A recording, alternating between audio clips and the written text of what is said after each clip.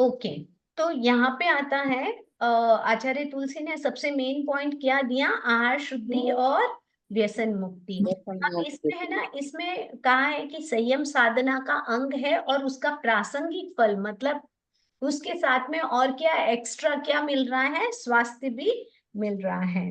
ठीक है, यूरोप और अमेरिका में बड़ी संख्या में लोग मांसाहार छोड़ रहे थे, क्यों? उसके सामने अहम प्रश्न था स्वास्थ्य का, हेल्थ, है ना। जैन श्रावक के लिए आहार शुद्धि और आहार संयम की बात नैतिकता, अध्यात्म या धर्म का है, ऐसे ही स्वस्थ का भी एक प्रमुख पहलू है। ठीक है, तो जो श्रावक थे उनके सामने ये नैतिकता तो थी, ये आहार संयम की बात की नैतिकता तो थी कि हमें ये सब नहीं खाना है। क्या नहीं खाना है? मद्यमांस आदि, है ना, उसका निषेध है। तो अध्यात्म के साथ में धर्म का पहलू है, वैसे ही स्वास्थ्य का भी पहलू है। और स्वास्थ्य की बात आती है, वहां पे लोग थोड़े से अब अवेयर होने लग गए हैं। आप लोग कहते हैं जैसे, ठीक है, मान लेते हैं कि आजकल के लोग क्योंकि अभी सूट पहनने लग गए हैं तो उसमें थोड़ा पेट नहीं दिखना है, तो थोड़ा वॉकिंग तो करेंगे। चलिए आगे बढ़ते हैं। शैली, साधार्मिक वात्सल्यता। शैली का आयाम आखिरी साधार्मिक वात्सलता, भ्रातृभाव के अभिसिंचन से संग कल्प तरुफलता, दक्षिण का इतिव्रत श्रुति श्रुत दिल को छूता डेली, जैनी जीवन शैली। दक्षिण का इतिव्रत दिल को छूता डेली, देखो यहाँ पे दक्षिण का आया है। जीवन शैली का आखिरी आया है साधार्मिक वात्सल्यता। अब ये कौन सा है? नौवा है, नौवा सूत्र है साधार्मिक वात्सल्यता। एक धर्म में श्रद्धा रखने वाले लोगों के प्रति भाईचारे की भावना को सिंचन देने से संग रूप कल्प वृक्ष फलता फूलता है। अब यहाँ पे भाईचारे की जो भावना होती है, एक दूसरे को आगे बढ़ाने की मनोवृत्ति, हमने पहले क्या पढ़ा था, क्या समझा था कि केकड़ा वृत्ति मनुष्य में ज्यादा होती है।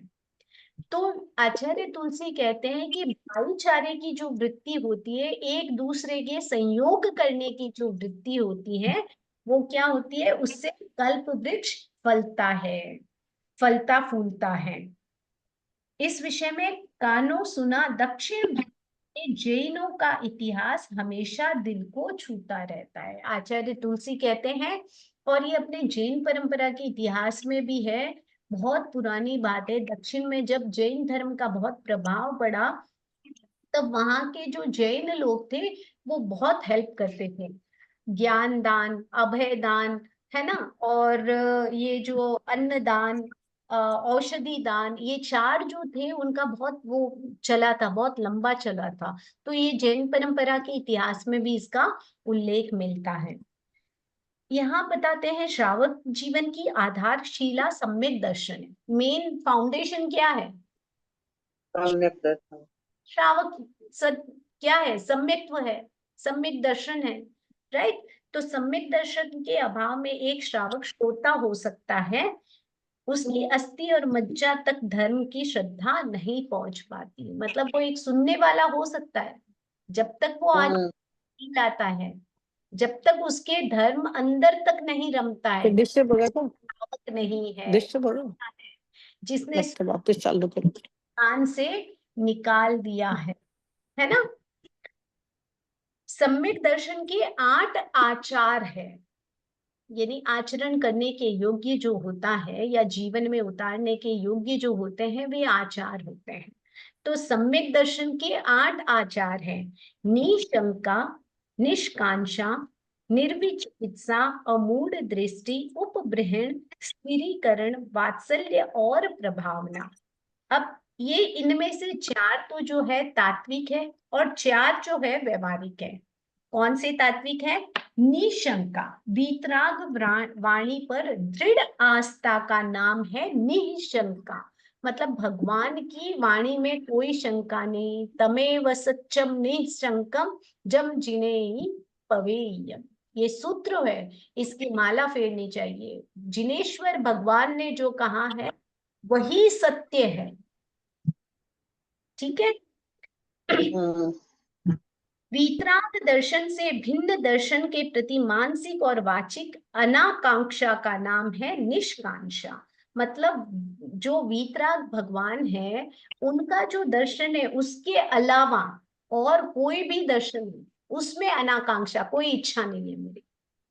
भगवान की वाणी है, भगवान ने जो कहा है उसके अलावा जो भी है, कुछ भी, कोई भी दर्शन हो, उसमें मानसिक वाचिक कोई इच्छा नहीं है मेरी, है ना। वो है निष्कांक्षा। धार्मिक क्रिया के फल में किसी भी प्रकार का संदेह का अभाव, मुझे कोई डाउट नहीं है। कर्म कटते हैं, लगते भी है, रुकते भी है, टूटते भी है, करने वाला आत्मा है।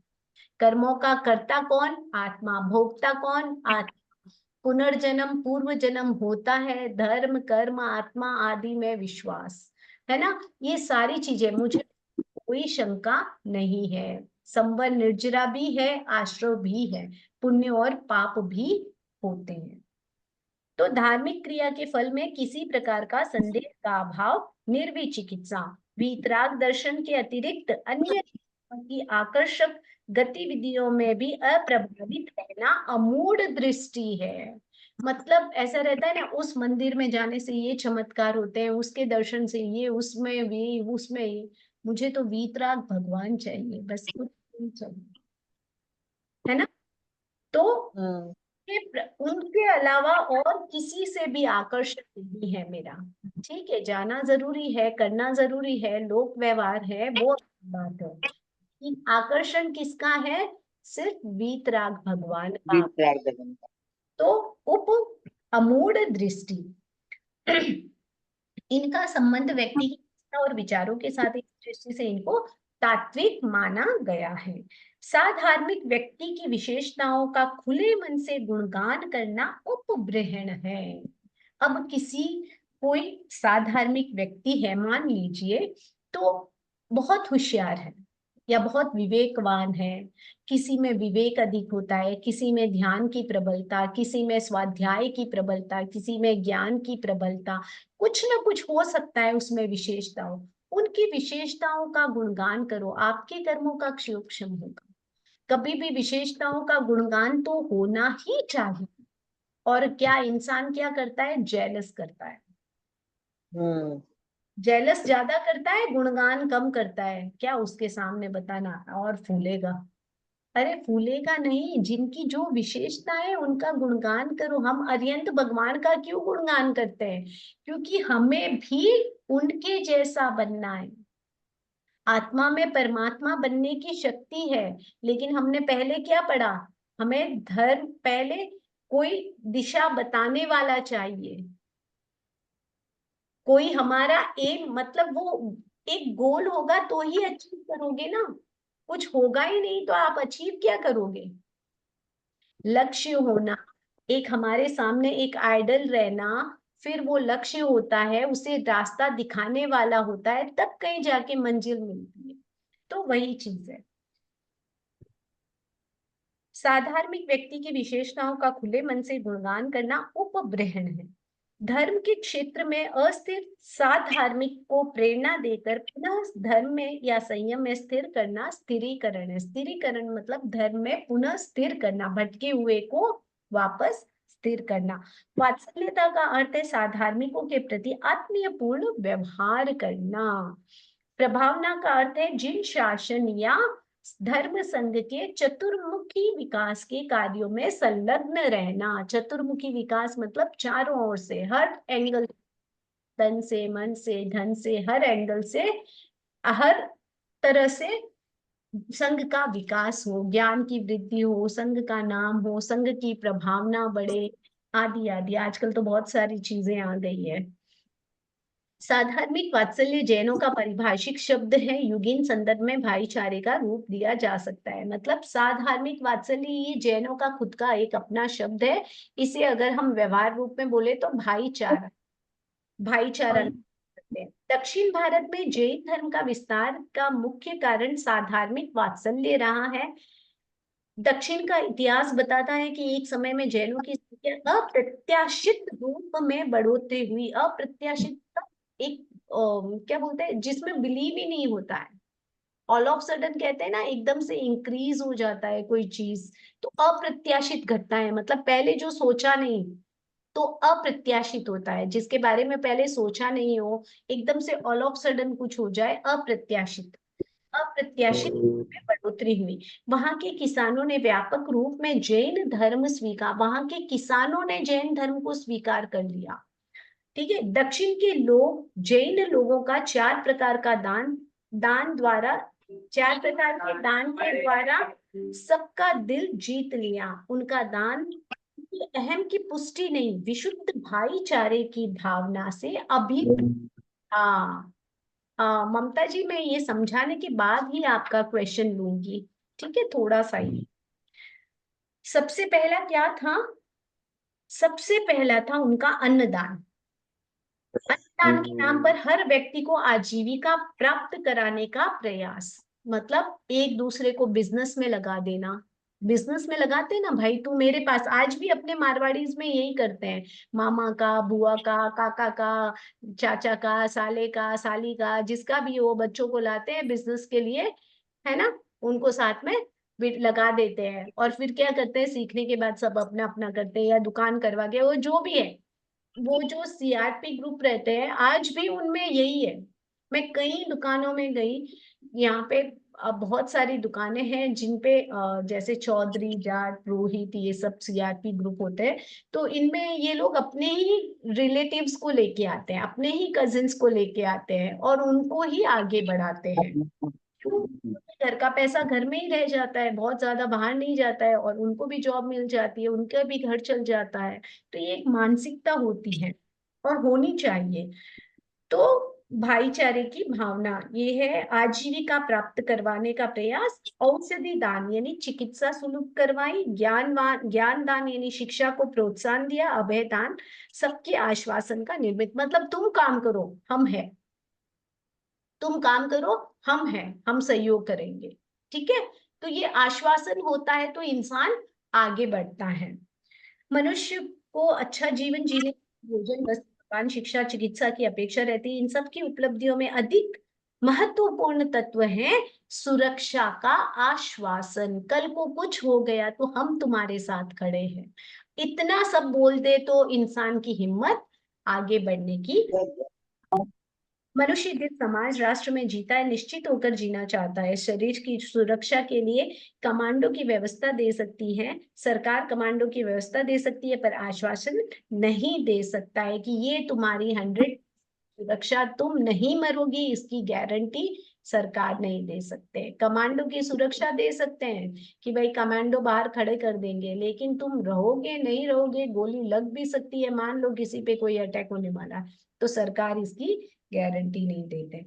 कहीं कुछ प्रतिकूल होगा तुम्हारे साथ, तुम्हें घबराने की जरूरत नहीं, तुम अकेले नहीं हो, तुम पहले तुम और पीछे हम, इस प्रकार की आश्वस्ति मूलक वचन व्यक्ति को बांध कर रखने वाला होता है। सहानुभूति और सहयोग का आश्वासन ही एक प्रकार का अभय दान है। यहाँ अभय दान का मतलब 6 जीवनी इकाइयों का अभय दान नहीं है। यहाँ अभय दान का मतलब हो गया सहानुभूति और सहयोग का आश्वासन। क्लियर है? हम्म।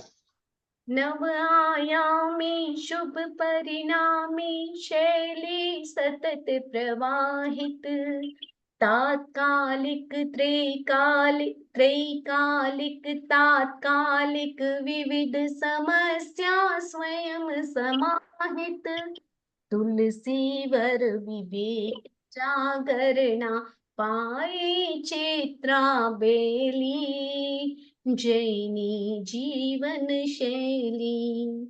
ये 9 आयामों वाली, ये जो 9 आयाम बताए हैं, ऐसे शुभ फल देने वाली जैन जीवन शैली निरंतर गतिशील रहे। इससे मनुष्य की शाश्वतता और सामयिक प्रकार की समस्याएं सुलझती रहे। सामयिक मतलब वर्तमान काल की जो समस्याएं आती है, उसे सामयिक कहा जाता है। ठीक है, यहाँ पे उसका वह ये मीनिंग होगा। तो इससे मनुष्य की शाश्वत और सामयिक यानी वर्तमान कालिक बहुत सारी दुविधाएं आ जाती है, समस्याएं आ जाती है, वो सुलझती रहे। मेरी दृष्टि में ये चित्रा बेली है, एक ऐसी नींव जिसका स्पर्श पदार्थ का अकूट हो जाता है कि उपलब्धि है, मनुष्य सद्विवेक की जागरणा होती है, ये काम में है।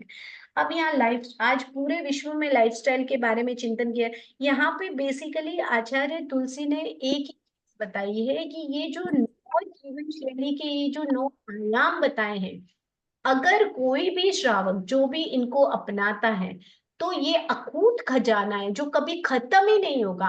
अक्षीर महानिश लब्धि एक आती है जो गौतम स्वामी के पास थी, कईयों के पास थी, बहुत सारे। उससे क्या हो जाता था, उससे वो हो जाता था कि वो कभी चीज खूट खत्म ही नहीं होती। अपन मारवाड़ी में बोलते हैं ना, खूटती है, खूटती नहीं है। तो ऐसी आती है चित्रा बेली। एक किसान था, कोई गरीब था बेचारा, घी लेके जा रहा था बेचने के लिए, तो रास्ते में उसने बोला सिर पे भार है, तो वो कोई बेल तोड़ा और उसकी इंडानी बनाते हैं ना सिर पे रखने के लिए, इंडानी, और उस पे मिट्टी का वो जो घी का घड़ा था रख दिया। अब वो रास्ते में जा रहा था तो एक सेठ देखा, अब उसको तो पहचान थी चित्रा बेल की, कि ये चित्रा बेल ही ऐसी है जिसके ऊपर, ये बेल ऐसी है जिसके ऊपर कोई भी चीज रखे तो वो कभी खत्म ही नहीं होगी, खत्म नहीं हो।